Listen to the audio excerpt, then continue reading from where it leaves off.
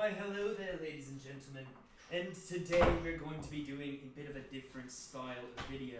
We are going to be building the 2024 BMW, or possibly 2024 BMW X550e. I'm a BMW client advisor. I work at BMW of Cincinnati North. And I quite enjoy cars. On the previous video that I did in this series, I was reviewing the 2024 BMW X550e, and today we're going to be taking that one step further, and I'm going to be showing you how I would personally build the car.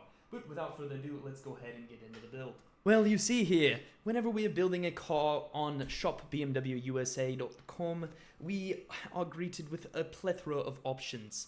The first of which being this 2024 X5 S-Drive 40.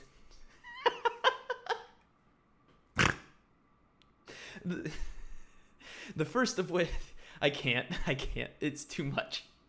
The first of which is our 2024 BMW X5 S-Drive 40i. This is our rear-wheel drive model. This makes 375 horsepower for the 2023 model year. The 2024 is going to be the exact same as the 2023 model. However, it's going to have the advent of basically a 4 at the end of the product description instead of a 3. We could possibly see iDrive 8.5, which is very similar to iDrive 8, which is currently in all of our BMW models. X7, i7, everything, pretty much everything except for the 2023-2024 model X3 is been converted over to that super wide screen layout that the iDrive 8 has. It's I think a 23.6 inch touchscreen. It looks absolutely phenomenal. It's really nice. You also are going to have access to an X540i. This is just with X-Drive. Most people choose to go with this just because it has better off-road handling, and it's just a lot safer, and most people don't want to be sliding around in the middle of winter. But today, what we are bringing is the 2024 X5 X-Drive 50e. So I know that I'm going to get a lot of questions in the comments below about taxes and those sort of things, what's going to apply, what's going to not apply. I am not sure. I went to school for accounting for 2 semesters, and then I switched my degree to marketing, so contact a tax professional for that kind of stuff. As far as I can tell, I think as long as you keep the X5 under $80,000, I believe that it should qualify, but I am by no means a tax professional, and please consult a CPA if you guys are curious about that stuff. It probably does, but I'm not putting my name behind it. So on the X5, we're going to have a couple of different routes that we can kind of go for this build today. So right now we're looking at the Sport, which is the classic BMW design. So it's your X line. You get basically how BMWs have been produced since BMWs were BMWs. You've got your chrome grille here, which is a sort of like a matte finish. On the front, it's like a brushed aluminum. And then with the X-Line package, you're going to get these 20-inch wheels as standard. They upped that from 19 on the 2022 model. These look so much better. They were previously exclusive to the premium package, but now they're a little bit cleaner, and I much prefer how they look. On the front end, you'd get this very nice-looking front grille here, and then the fender liners are going to be brushed, or basically just plastic running down the side of the vehicle. There's sort of a step here, but you're not going to be wanting to step. I personally do not like running boards. I feel like they're shin kickers in our cars, and with the X550e, it has air ride suspension anyways, so you can automatically lower it if you have somebody in your family who's going to have a little bit of a harder time getting in and out of a raised vehicle of this nature. If you switch it over to the M Sport trim, you're going to notice that the car gets a lot more aggressive. You get these really cool looking ground effects that basically go around the outside of the vehicle. They're going to be paint matched to the exterior color of the car. And this is how I would personally get the vehicle. You aren't getting any additional features for the M Sport. So if you're trying to stay under an $80,000 price point in order to get that, I would probably avoid the M Sport because you're not gaining any features. It's purely just cosmetic. M Sport models do typically hold their value a lot better than non-M Sport models, but It just depends. If you're in an X5, I would probably stick to the Sport, unless if you have to have the M Sport if you're trying to stay under that $80,000 threshold. So we're going to do 2 builds. The first one is going to be what I'm going to do to get you under that $80,000 price point and make sure you're getting the most for your money. The second is going to be how I would personally build out this car as a BMW client advisor for myself if I was going to be buying one of these. Love the X550e, but let's get into this a little bit quicker now. So exterior of the car, we are going to be looking at a couple of different paint options here. I would probably choose the Skyscraper Gray Metallic or the Tanzanite Blue Metallic. The Tanzanite Blue, if this is going to be the sexiest paint that they make on this car. It looks absolutely stunning. It's dark. It has a phenomenal presence. They also have, for this model year, have added in Dravit Gray. Dravit Gray has an amber effect that dances along the top of almost like a matte finished gray paint on the outside. It looks really good. I love carbon black, but I'm getting kind of sick of it, as a lot of people kind of order it. So my pick for cheap paint would probably be Skyscraper Gray, which was the color of the X550e I reviewed. I like Brooklyn Gray, but it's starting to get too popular, and I try to avoid that. So for my build, I would probably do Dravit Gray. I would say I'm going to change my mind off the Tanzanite because Dravit Gray is just sexy. But for our sub $80,000 build, we're going to stick with the Skyscraper Gray paint on the outside. We're going to stick with the Sport line. And then our interior. So BMW has come out with some, and then also I almost always go with just with the standard 20-inch wheels. That's going to result in your best ride quality. I do love the look of these 21s. They're new for the 2024 or 2023 model year. So if you want a unique wheel design that's not going to be on any other X5, go with the 21s because these are very rare and they look damn good in person. The interior, I'm going to stick with the Sensafin, and I'm going to be going Silverstone. I don't have kids, so I don't really need to worry about that. If I had kids, I would probably opt for the Cognac or the Coffee. I love the darker interiors. I would probably stick with the Cognac for this build, just so that it's not such a dark, foreboding presence inside of the vehicle. The Cognac seats very well translate into a nice, welcoming cabin whenever you're getting inside. I am a absolute sucker for matte painted interior. So our 2 matte options for our cheaper build here are the Anthracite Brown Poplar Matte Finish Wood. This in real life is slightly grayer than this. It's less brown. It doesn't have that chocolatey feeling. And then you also have your fine line.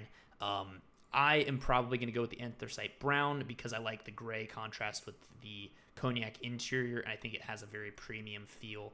And I like the matte because it hides dust, and you can very quickly just take a microfiber and you're clean in moments. Instead of having to worry about possible streak marks, cleaning it with glass cleaner on the inside of the car, if you're using that shiny finish, I just feel like it looks dirty a lot faster.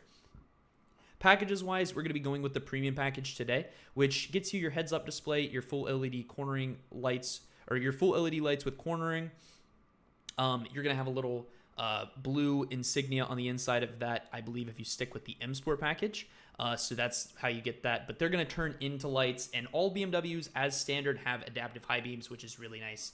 And that's also going to get your Harman Kardon audio system, which is a must-have. Gesture control is nice. That allows you to turn the volume up and down just with your finger. It's cool, but it's kind of useless. Premium package, just basically, I say that it makes a BMW feel like a BMW. Packages wise, this is going to vary person to person, but I love the parking assistance package for the safety aspect of everything. That is going to let you have 4K cameras all around the outside of the vehicle to be able, the car can park itself, back it into your garage without you having to really do anything. You just press a button and the iDrive 8 system is going to take over for you from there. It's very, very nice to not have to have that. You also get a drive recorder, which is going to record 30 seconds or 40 seconds before a collision and 40 seconds after, and that is going to be backed up in multiple different locations. I think for insurance purposes, the parking assistance package is almost invaluable. For only $900 too, it's not that expensive an option, and it makes a very big difference. We are not going to be adding aluminum running boards because they get in the way. The rear manual side window shades, if I had young kids, probably under the age of 6 to 8, I would probably opt to get these. The rear windows do come pre-tinted at a decent tint level, but for privacy and that kind of stuff, if I had young children, I'd probably get that. If I didn't, I would probably pass on the option. I don't like the look of the suction cups. I like a premium look, and for everything to be put together, and for only $250, why not? As far as resale value goes, these multi-contour seats really make it feel like a BMW, so we're definitely going to be doing that. That adds an additional button here on the front, which is going to extend out the thigh extender, as you can see here. That's going to be power instead of manual. And then it's also going to add an additional access point around your shoulder area to really start to make that seat feel comfortable and contour to your body, which is absolutely lovely. So the multi-contour seats are a must-have for me. We're at $77,000, but there's a $995 destination, so we've got about $2,000 left in our build. So in order for us to stay under that price point there, we're going to add the heated front seats, armrest, and steering wheel, and we may add the rear heated seats as well. The climate comfort, actually, we're going to add the climate comfort package. That's what we're going to do. And that gets us to $79,450. So we have about 250, well, not 250. We've got about $79,445. So we've got about $500 left on our budget to get us there. You can't add these M Sport brakes with calipers unless we add the M Sport package. So frankly, I'm probably going to add these rear manual window shades just to get us just under that price point. And that's what I'm going to do. This is how I would personally build a car if I was trying to keep it under, $80,000 to possibly qualify for that tax credit. Again, contact your tax professional about those sort of things. So now that we've got that out of the way, we're going to do one more build, and I'm going to go over a lot of other features. Oops. We're going to back that up. Oops. Yeah, that's what happened. It created a new tab for us. So that's how I would do that. If you guys are interested, I will link this build code in the description for you to check out my build. And then we're going to back it out, and we're going to do one more new build on an X5 xDrive 50e. This is going to be my loaded out build. This is going to be all the cool stuff. So this is going to be the M Sport package, as I love the chunkier steering wheel. And it just feels a lot more, it's got a lot more purpose whenever you're driving the car. I am also going to go, I'm really having a hard time picking between Tanzanite Blue 2 and the Dravit Gray. Tanzanite's a very rare color. Not a lot of people order it, but even less people get the Dravit. So we're going to go the Dravit route on the exterior. The wheels, we're going to step it up to the 21-inch M-Lite alloy spoke V-spoke bicolor wheels, as they just look stunning. Especially you're going to have that dark contrast on the wheel reflecting against the dark gray of the paint. I think that's just going to look phenomenal. These 21-inch wheels do look great, but they've been out for a while, and I would rather have something a little bit more exclusive for my own personal car. Here, I'm going to say I'm going to stick with the Sensafin, as I don't like to be frivolous with money. I'm either going to do the coffee interior, which is going to have a bit of a dark presence. I think I'm going to do the coffee interior because the interior trim we're going to choose is exclusive to the BMW M Sport line. That is going to be this black fine line wood. It looks absolutely stunning in person. It looks so damn good that I really can't choose any other interior except for this one. The interior, the coffee, I think that's going to reflect well with the exterior Dravit Gray amber effect on the paint, because you're going to get those different hues shifting from the gold to the brown interior, and then you're going to have that dark centerpiece to just kind of bring everything together. It's going to feel very, very purposeful, and it's going to feel great whenever you're sitting inside of that car. The executive package is really nice. It comes with a lot of the features that if you're bougie, you're going to want them. But I love the executive package. It is so high end. If you're really going for the glitz and glam, my goal is to stay at around $85,000 for this build. Whenever you guys are building a car with your client advisor, make sure you go in with a budget, a price point, and stick to that. If you're trying to not work yourself up into a higher payment, take on more than you really need. So I'm going to be skipping the executive package for that reason. I don't need all of the glitz and glam stuff. I don't need the panoramic sky lounge. I need the heads-up display, full LED lights. That's already going to be in my premium package. 1800 crystal etchings in the roof with your panoramic sky lounge. It does look phenomenal. The soft close automatic doors also really good. Those were on build restriction for a little bit, but I think they're coming back now on the 50E. You can't get them on the 40i right now, but the soft close doors are an excellent touch. If you were loading it out, executive package is absolutely the way to go, and you get these very premium glass controls. So the shifter, whenever you're getting into the car, is going to be glass. The push start stop button is also going to be glass, and then your little mouse there is going to be glass. It's really nice, but you're not getting any additional functionality. The M Sport Professional package is really nice. You get these illuminated kidney grills, which make the car really stand out at night. The Dravit Gray paint is already going to make this thing stand out, and it's more important to me to get the driving assistance professional package, which allows the vehicle to be driven at up to 85 miles an hour without you having to touch the steering wheel whatsoever. Previously, this was referred to as traffic jam assist, so under 40 miles an hour, the vehicle was able to drive itself on national highways and those sort of things.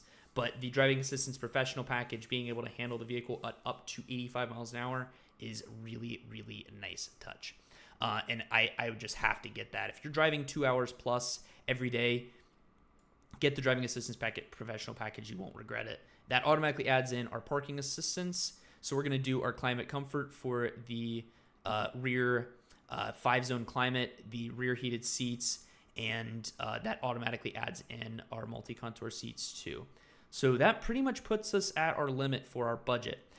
The M Sport brakes with blue calipers don't add any additional functionality to the car. They do look really nice. If I had a little bit more room in my budget, I would probably add the M Sport brakes with red calipers because it would reflect nicely with that amber effect paint. But we're trying to stay within budget here, and we're already a touch over. But there's not anything that I would really remove.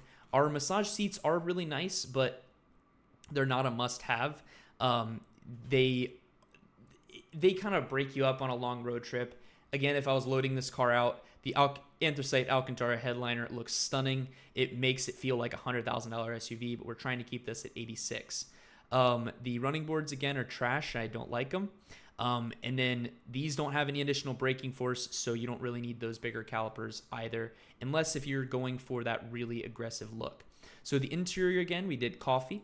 And then the exterior, we did the 21-inch wheels with the Dravit Gray exterior paint. If I wanted to bring that down a little bit, I would probably go with Skyscraper Gray, but this is my build. This is a really, really sexy car, and I'm also going to be linking this in the description below as well. So let me know what you guys think about this series. I quite enjoy building cars on our website. And eventually, as I'm going to continue to grow this channel, I would like to start reviewing some other cars as well outside of the BMW line.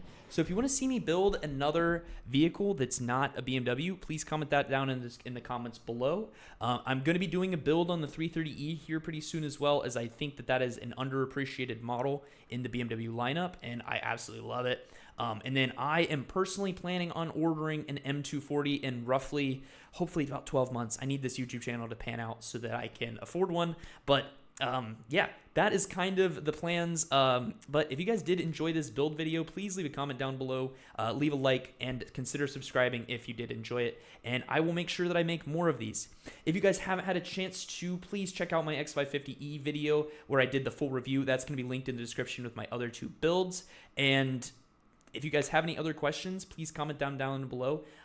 Thank you guys for everyone who has reached out to me at the dealership asking questions and those sort of things. I would love an opportunity to sell each and every one of you a car. As it's cool. Like I'm a car guy, not a car salesman. I would rather help someone find a car that they really want and make sure they're making the right decisions rather than just try to run up some money on you and take advantage of you. So link to our website is going to be down in the description. But without further ado, guys, thank you so much for watching today's video, and I will catch you guys next time.